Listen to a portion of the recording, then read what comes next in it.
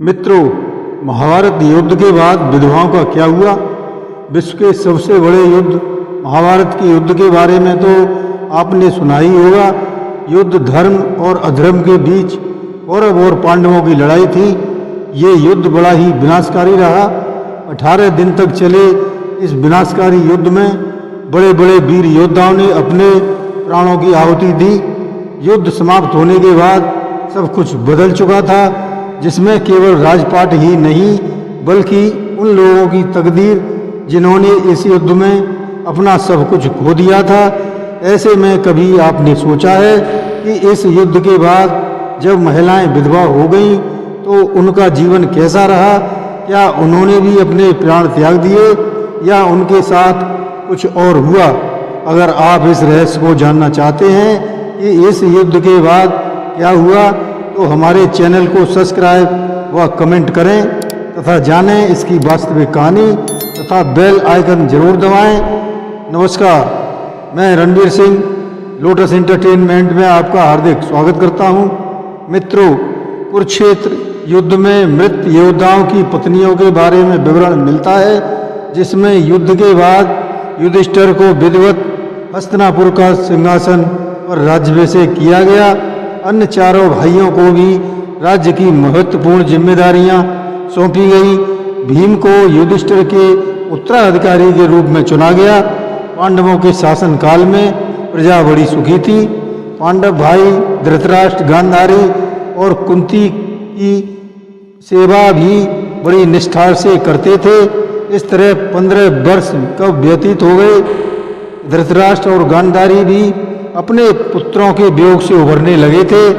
एक दिन उन्होंने युधिष्ठिर के सामने अपनी इच्छा प्रकट की कि हे युधिष्ठिर, अब हमारा मन राजमहल में नहीं लगता है, इसलिए हम वन में जाना चाहते हैं। यह सुनकर युधिष्ठिर को बड़ा दुख हुआ, लेकिन वे इसे टाल भी नहीं सकते थे। अतः उन्होंने वन में एक सुंदर कुटिया बनवा दी, जहाँ पर धृतराष्ट्र, गांधारी, कुंती और विदुर रहने लगे। इधर पांडव भी सब कुछ भूलकर प्रजा की सेवा में लग गए। इन सब में वे स्त्रियां भी थीं जिनके पतियों ने कुरुक्षेत्र के युद्ध में वीरगति प्राप्त की थी। वे स्त्रियां अपनों के लिए निरंतर विलाप करती रहती थीं। युधिष्ठिर चाहकर भी उनके लिए कुछ भी नहीं कर सकते थे। एक दिन सहदेव के मन में माता कुंती से मिलने की इच्छा हुई, तो पांचों भाई और द्रौपदी भी वन में जाने के लिए तैयार हो गई। युधिष्ठिर ने तुरंत अपने सेनापति को समुचित व्यवस्था करने की आज्ञा दी। अगले दिन पांचों भाई द्रौपदी के साथ वन में जाने के लिए प्रस्थान करते हैं। जैसे प्रजा को ज्ञात हुआ, वे भी वन में जाने को तैयार हो गए। इनमें विधवा स्त्रियां भी थीं जिन्होंने युद्ध में अपने पतियों को खो दिया था। सभी प्रजाओं ने लेकर युधिष्ठिर वहां पहुंचे जहां धृतराष्ट्र, गांधारी, कुंती और विदुर निवास कर रहे थे। वहां कुछ दिन ऐसे ही व्यतीत हो गए। तब एक दिन वेद व्यास जी पांडवों से मिलने उस जगह पर आते हैं। व्यास जी पांडवों से भेंट करने के बाद जब बाहर निकलते हैं, तभी बाहर उनकी दृष्टि उन विधवाओं पर पड़ती है जो अपने पतियों के शोक में निरंतर विलाप कर रही थी। वहाँ वे अन्य लोगों को भी देखते हैं जो युद्ध में मारे गए अपनों के वियोग में डूबे हुए थे। इससे व्यास जी बड़े दुखी हुए। फिर उन्हें सांत्वना देते हुए बोले, तुम अपनों का शोक मत करो, जिन्होंने युद्ध में वीरगति पाई है वो इस लोक में बजाय उस लोक में बहुत सुखी जीवन गुजार रहे हैं, इसलिए तुम्हें भी उनके जाने का दुख नहीं करना चाहिए। महर्षि व्यास की बातों का विधवाओं का कोई असर नहीं हुआ। अब व्यास जी ने एक संकल्प किया, आज रात को मैं तुम्हारे प्रियजनों से तुम्हें मिलवाऊंगा। यह सुनकर प्रजाजनों में एक उम्मीद की किरण जगती है। वे सभी अपनों से मिलने के लिए उत्साहित थे। इस कारण सभी प्रजाजन रात्रि में गंगा तट पर इकट्ठे हो जाते हैं।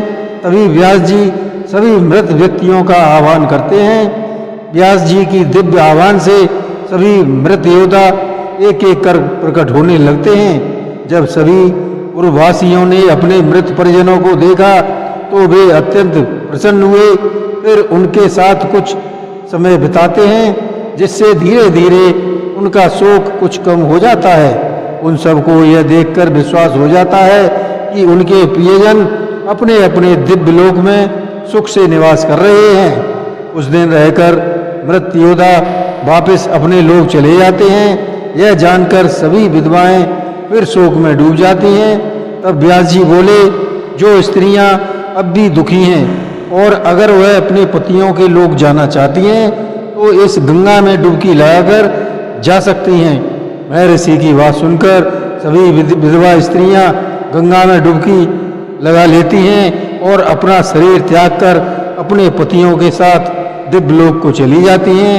महाभारत की घटनाएं अपने आप में रहस्य और आश्चर्य से भरी हुई हैं। यह भीषण युद्ध जो चचेरे भाइयों के बीच हुआ, जो बड़ा ही भयानक था, मित्रों, द्रौपदी के कारण हो या दुर्योधन का कारण हो या फिर शकुनी, युद्ध हमेशा विध्वंसकारी ही होता है। जय श्री कृष्ण।